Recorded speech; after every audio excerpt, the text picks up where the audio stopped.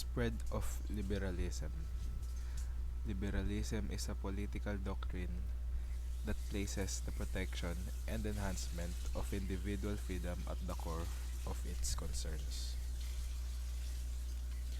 Liberalism, the belief in freedom, equality, democracy, and human rights, is historically associated with thinkers such as John Locke and Montesquieu, and with constitutionally limiting the power of the monarch, affirming parliamentary supremacy, passing in the Bill of Rights, and establishing the principle of consent of the governed. Execution of the three Filipino priests. The Cavite Mutiny of 1872 and the execution of the Filipino priests. On January 20, 1872, about 200 discontented Filipino soldiers and workers at Cavite Arsenal rose up in arms and killed their Spanish officers.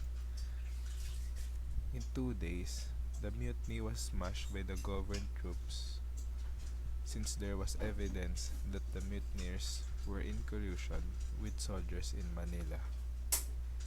The whole matter was judged not merely a local revolt but one aimed at the separation of the colony from the Spain.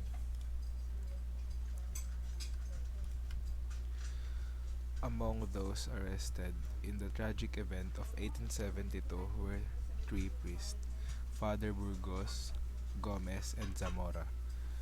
Father Jose Burgos was a Philippine-born Spaniard and had been a student of the brilliant Filipino priest Dr. Pedro Pelaez, who so ably championed the rights of the Filipino clergy.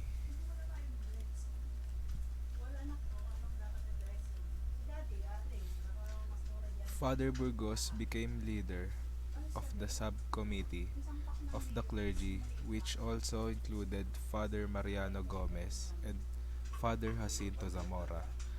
At the time of his arrest, Father Burgos, 35 years of age, was serving on the staff of the Manila Cathedral.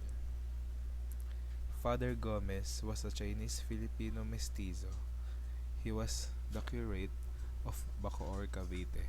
When he was arrested, he was about 73 years of age.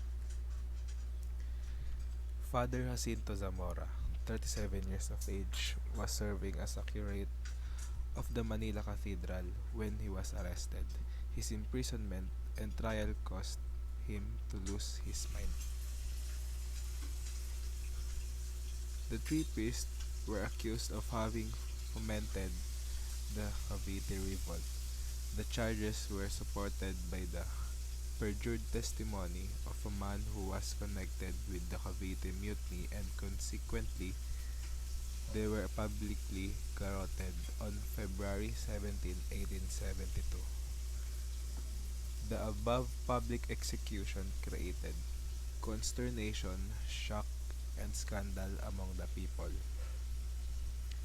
It was difficult to ignore the racial implications of the execution. The executed priests were called martyrs by the Ilustrados and other sympathizers. The line between anti-Spanish friar and anti-Spaniard became thinner, with dire results for Spanish sovereignty.